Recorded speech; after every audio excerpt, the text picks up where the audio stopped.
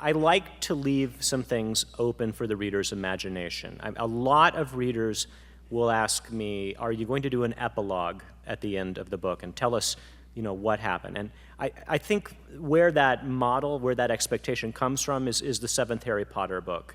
And I love Harry Potter, but epilogues really aren't my style. I don't really want to know. And then they got married, and then they had 2.5 children, and then they lived in the suburbs, and they bought a station wagon, and then when they were 85, they died happily in their bed. I don't want to know that. Why don't you want to know that? That just makes it much too tidy. It doesn't leave any room for the reader's imagination. It doesn't leave room for you to think what you might want to see happen to them. And sometimes what the readers imagine for the characters is not the same as what I imagine, and that's okay. I think there needs to be room for you to inhabit the story and sort of see yourself as part of the story and make your own space in Percy Jackson's world, even when it comes to what might happen for those readers later on. So how consciously do you think about where you're going to put that space? A lot, actually. I think about leaving enough in there that it hints at certain things, but doesn't completely define it. A quick example. At one point, Percy mentions that there's no way to get into Camp Half-Blood unless you're a demigod or occasionally a really lost pizza delivery guy. And he says, that's happened, it wasn't pretty. And fans ask me, will you ever write the story of the lost pizza guy? Oh, wow. And no, I'm not going to, because that would take the fun out of it. I want you to imagine this guy with the pepperoni, trudging around Long Island. So this is why I was interested to hear what you thought of the films, because that's where, this is always the trepidation with my favorite novels, and they tend to do this a lot with the classics too. They make a movie that, if you love the book, ruins kind of the imagination that you build up around that novel. And I feel like when a writer decides that they will allow a movie to be made, they know in some ways they're trading that quality away. You must have known that. Yeah, I think that's true. I think it's different for every writer.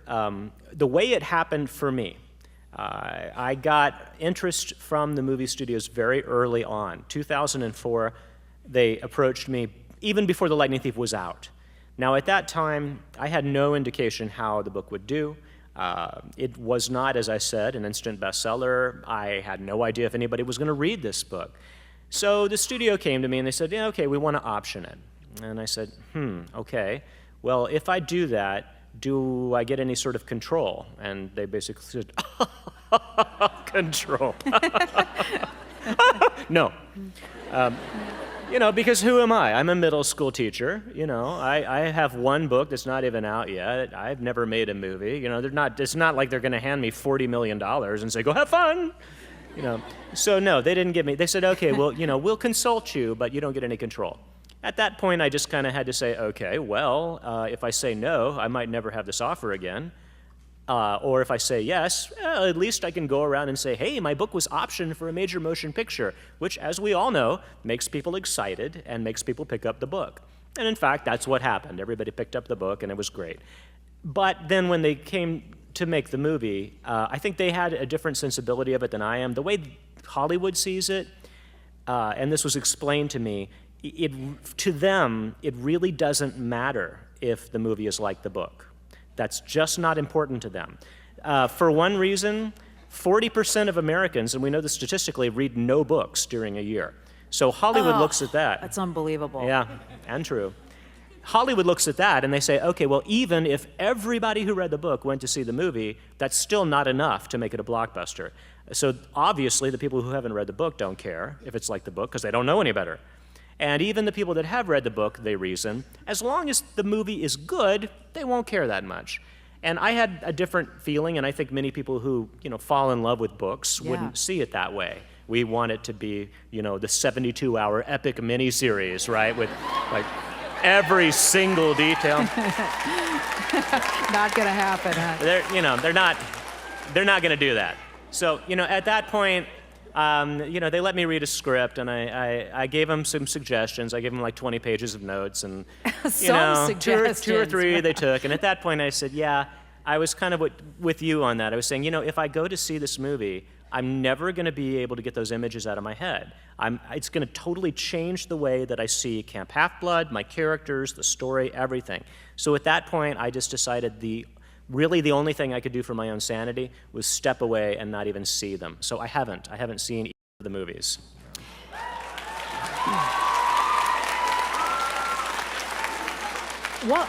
What do you think would have happened if whoever told you, here's how Hollywood works, had told you that before you optioned it?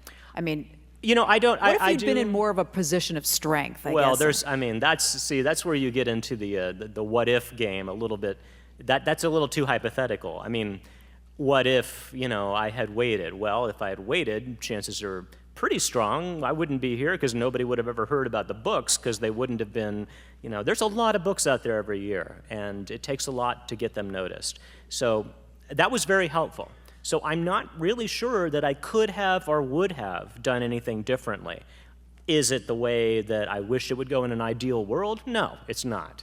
But that it is what it is, and it certainly helped the books to become well known, and Yeah. I do have control over the books. So I'll just keep doing what I know, which is writing the books. And have you kind of resolved that there won't be any more films because now you have more control and Hollywood still works like it does? And Well, Fox 2000 has the rights to Percy Jackson, and so whatever happens with Percy, and that includes the Heroes of Olympus, that's kind of their bailiwick. I mean, if they decide to do Wow. more, they do more. If they don't, they don't. So there's really just not much I can do about that at this juncture. My other projects, sure, like the Kane Chronicles, my Egyptian series, I've been really reticent to let that go. I've had some offers, and I've just said, you know what? No. I'm just not very anxious to see that happen unless just the perfect thing, were to happen. Then maybe I'd think about it, but honestly, I'm not sure my poor heart could take dealing with Hollywood again.